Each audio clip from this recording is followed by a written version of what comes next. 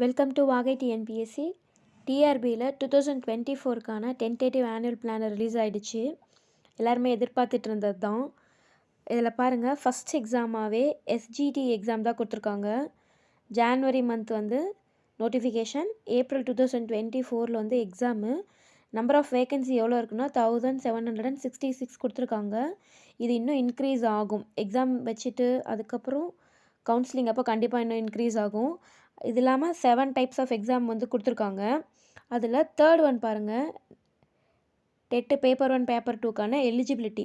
Last year paper 1 paper 2 clear பண்ணாதவங்க இப்போ BEd முடிக்கிற எல்லாருக்குமே கரெக்டாக ஏப்ரலில் எக்ஸாம் வரும். ஸோ எல்லாருமே எழுதுவாங்க.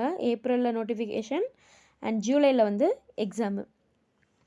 ஸோ இதில் வந்து ஃபஸ்ட் எடுத்தோன்னே எஸ்ஜிடி தான் இருக்குது. ஜானில் எக்ஸாமும் ஜானில் நோட்டிஃபிகேஷனும் ஏப்ரலில் வந்து எக்ஸாமும் கொடுத்துருக்காங்க.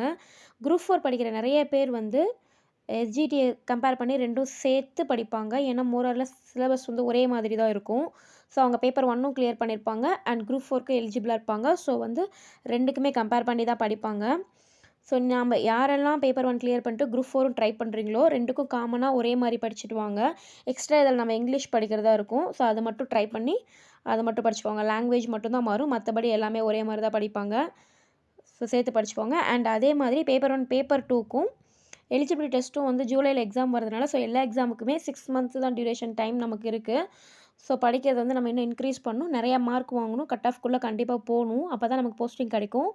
ஸோ எல்லாருமே நல்லா படிங்க. தேங்க்யூ.